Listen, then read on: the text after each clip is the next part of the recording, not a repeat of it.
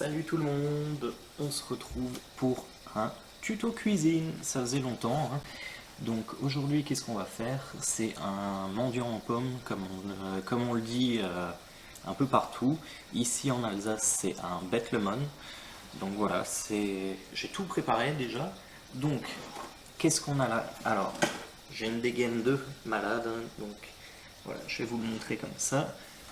C'est le but. Donc on a 60 centilitres de lait, 6 œufs, 150 g de sucre. On a rajouté un petit sucre vanillé, 2 cuillères à café, café de cannelle.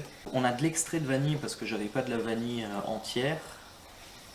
On a 6 pommes, à peu près 1 kg, donc voilà, 1 kg 2 même, c'est des grosses pommes. Et on a 500 g de pain dur. Donc, alors si vous n'avez pas de pain dur, forcément, c'est pas grave. Ça marche avec des pains au lait, avec des croissants. Voilà, vous faites un mélange de pain dur, croissant, pain au lait, tout ça. Ça va très bien. Le but, justement, c'était à l'époque, quand ils ont inventé tout ça, c'était justement de ne pas gâcher, donc de ne pas jeter les vieux morceaux de pain et tout ça. Voilà. Ce qu'on va faire, c'est que je vais faire bouillir le lait avec la vanille, tout simplement. C'est notre première étape. Voilà. Comme ça, on m'entend bien. Donc, je verse l'extrait de vanille avec mon lait. Hop, hop, hop. Voilà. Et je vais mettre à chauffer. Alors, ce qu'on va faire en attendant que le lait y chauffe, c'est qu'on va séparer déjà le blanc des jaunes des œufs, tout simplement. Donc, voilà la magie du montage. On va mettre les blancs, forcément, dans le batteur, les jaunes, voilà, dans le bol, t'as tout compris. Voilà. Je suis droitier, tac, on inverse. Je vais me laver les mains, magie du montage. Voilà, j'ai les mains propres. Le lait commence tout doucement à fumer. Donc ça, les blancs, je vais les monter en neige. Pas forcément très ferme, on ne veut pas faire des meringues ou autre. Donc voilà, tant que c'est en neige, ça va passer. Donc je vais les mettre à battre. Voilà. Donc là maintenant, j'ai pas du tout le bon saladier. Je vais utiliser une casserole que j'ai un peu plus grande. Voilà, encore une fois. Je vais mettre le pain dedans. Alors, là encore aussi, beaucoup de personnes, j'ai lu quelques recettes, et certaines personnes rajoutent des noix, des amandes, des trucs comme ça. Voilà, de l'amande en poudre, noisettes en poudre. Alors c'est pas quelque chose que j'affectionne moi, donc c'est pour ça que j'en mets pas. Après, si tu veux en mettre, voilà, tu en mets 100 grammes, 100 grammes de noisettes, 100 grammes de poudre d'amande, enfin voilà, ce que tu préfères, voilà, tout simplement. Donc, maintenant que le lait chaud est versé sur le pain, on va le laisser un petit peu, on va mettre quand même les œufs au frais et les blancs en neige. On aurait dû commencer par là, mais bon, voilà, je recommence mes tutos de cuisine, donc, voilà, un mélange, regarde, voilà, bien, bien, bien, c'est de la bonne bouillie. Alors, dans les recettes, c'est faire à la fourchette, on est des grands enfants, on le fait à la main, voilà, on mélange, on écrase bien, on écrase, tac, tac. Ça nous permet de nous défouler aussi, voilà, ça fait passer les nerfs. Voilà, tac, tac. On réduit en petits morceaux. On va en profiter pour rajouter du coup après les œufs, le sucre, la cannelle. Et comme dit, c'est à ce moment-là que ceux qui aiment bien les raisins secs ou machin, vous pouvez les rajouter aussi. Il y en a qui rajoutent aussi de l'alcool. Alors voilà, moi je suis pas non plus fan. Alors je sais très bien que je vais pas être bourré avec 2 cuillères à café de rhum, de kirsch ou un truc comme ça. Mais bon, Voilà, c'est pas mon délire non plus, donc j'en rajoute pas. Voilà, tac. J'en ai profité aussi de ce petit moment où j'ai coupé pour, justement, regardez, voilà, tac. J'ai épluché les pommes, je les ai coupées en petits morceaux, parce que c'est pas forcément intéressant de voir ça, hein. Je me suis clairement fait chier. Donc on va rajouter les jaunes d'œufs.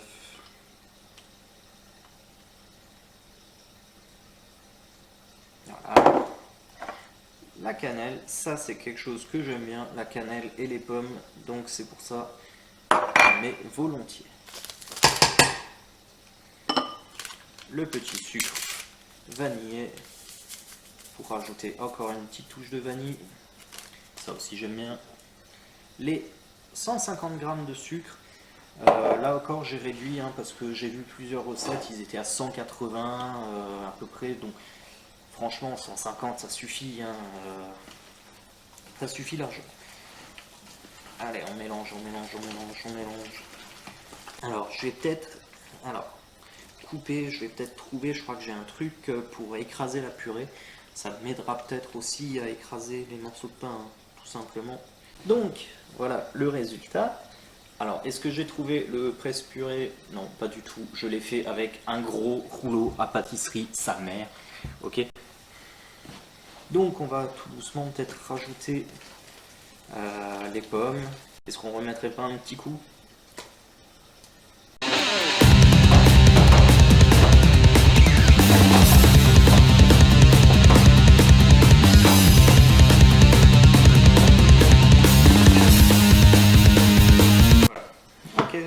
Il n'y a plus de morceaux. Donc maintenant on va pouvoir mettre les pommes et ensuite on finira par les blancs en neige tout simplement. Donc on a notre bon kilo de pommes. Tac. Elles sont très bonnes, hein. Je les avais mis dehors sur ma terrasse. J'avais un peu peur parce qu'il fait froid en ce moment. Il a neigé un petit peu cette nuit. Voilà, là c'est bien mélangé. Je vais me laver encore les mains, très important en cuisine, se laver les mains surtout à chaque étape. Et du coup on va prendre notre petite maryse, les blancs en neige, et on va mélanger tout ça encore. Ah oui, aussi pendant que du coup j'épluchais mes pommes, j'ai préchauffé le four à 180 et le gâteau va cuire à peu près 1 heure. Donc c'est assez long. Mais voilà, c'est très bon à la fin, donc ça le mérite. Voilà, donc les blancs en neige, on va mélanger doucement. Doucement, j'ai dit. Parce que le but, c'est pas forcément de casser les blancs, on aimerait bien que ça lève un petit peu, voilà, après, pas de beaucoup, c'est pas forcément le but. Et voilà, ça va permettre un peu de lever le gâteau et puis aussi d'être un peu plus aérien, ce qui est très important. Donc là, on voit voilà, que c'est bien mélangé, que du coup, la préparation, elle est devenue un peu plus claire grâce au blanc. On va arrêter là, tout simplement. Je vais goûter tant pis. C'est cru, mais bon. C'est délicieux. Déjà comme ça. Ce n'est pas du tout adapté pour couper un peu de beurre. Alors, on va couper un petit peu de beurre, c'est pour beurrer le moule. Hop là, je vais le ranger tout de suite. Alors, pareil, on est à la maison, donc on beurre le moule comme à la maison. On n'est pas dans une cuisine machin. Voilà, on est à la maison tout simplement. Donc, on beurre le moule à la main. Tac. Petite anecdote, je commençais mon apprentissage, ou alors peut-être un stage déjà. Peut-être un stage, ouais, avant l'apprentissage. Du coup, le stage, je l'avais fait là où j'ai fait ma première année d'apprentissage. Et on m'a demandé de beurrer un moule, du coup. Et bah, je connaissais rien vraiment à la cuisine, donc du coup, moi, beurrer un moule, c'était comme à la maison. Donc j'ai commencé à beurrer le moule avec, avec les doigts et tout ça, jusqu'au moment où le chef il me dit mais attends, t'es pas à la maison là, tu fais fondre le beurre et tu prends un pinceau et puis voilà quoi. Voilà, c'était l'anecdote.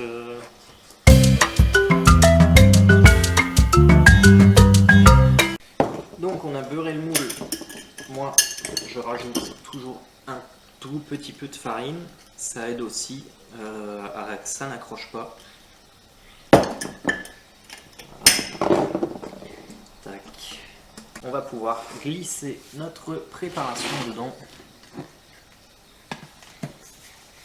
Hop là.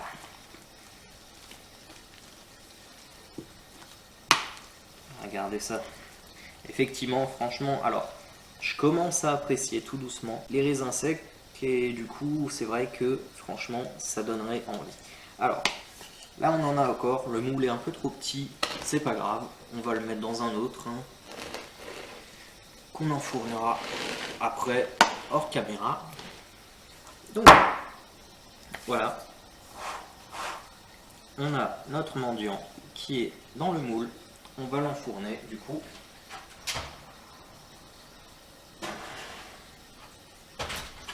Donc à 180 pendant environ 1 heure. Voilà, ça dépend le moule et tout ça, hein, la puissance du four aussi, ça dépend, des fois ça varie un petit peu, si ton four est ancien ou autre. Du coup on va se retrouver à la sortie du four, voilà, quand le gâteau aura cuit, et voilà, ce sera fini. Donc ça y est, notre gâteau est cuit, donc on va le sortir du four. On fait attention, hein. C'est très chaud.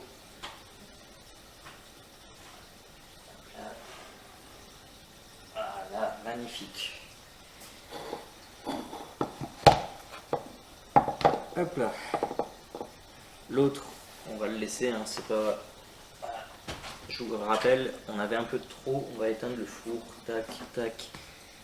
Donc voilà, notre gâteau est cuit, hein, tout simplement. Alors, oui, oui, oui, oui, oui. Allez, je retire ça. Est-ce qu'on va se parler entre toi et moi, Germaine? Je te vois, Germaine l'Alsacienne. Tu vas me dire pourquoi il n'y a pas de chapelure sur le dessus? Parce que toi, tu le fais comme ça. Parce que je n'ai jamais trouvé que ça apportait quelque chose. Donc, Germaine, écoute-moi bien. Si tu as quelque chose à redire, eh bien, crée une chaîne YouTube, Germaine l'Alsacienne. Voilà, regarde, regarde, comme ça, tu vois, Germaine l'Alsacienne, tac. Voilà, c'est cadeau. Tu crées une chaîne YouTube, et puis voilà. Moi, j'ai pas envie de mettre de la chapelure dessus, donc j'en ai pas mis, d'accord? Et il est très bon, mon gâteau. Voilà, donc, voilà, je vais, tac, c'est la fin de cette vidéo, hein. Vous l'aurez compris, le gâteau est cuit, le gâteau est très bon. On va pas le découper, hein, on va le laisser refroidir comme ça. On va pas le découper en vidéo, vous l'avez compris. Voilà. Je vous dis à la prochaine pour un nouveau tuto de cuisine hein, ou une autre vidéo. Voilà, ça dépend. Je vais peut-être essayer de, voilà, de sortir une fois par mois un tuto de cuisine, au moins. Au moins ça, voilà. Je vais, maintenant que j'ai du matériel correct et machin, je vais essayer une fois par mois. Je vous promets rien, mais une fois par mois, normalement, c'est bon, ça devrait passer. Voilà, allez, salut tout le monde!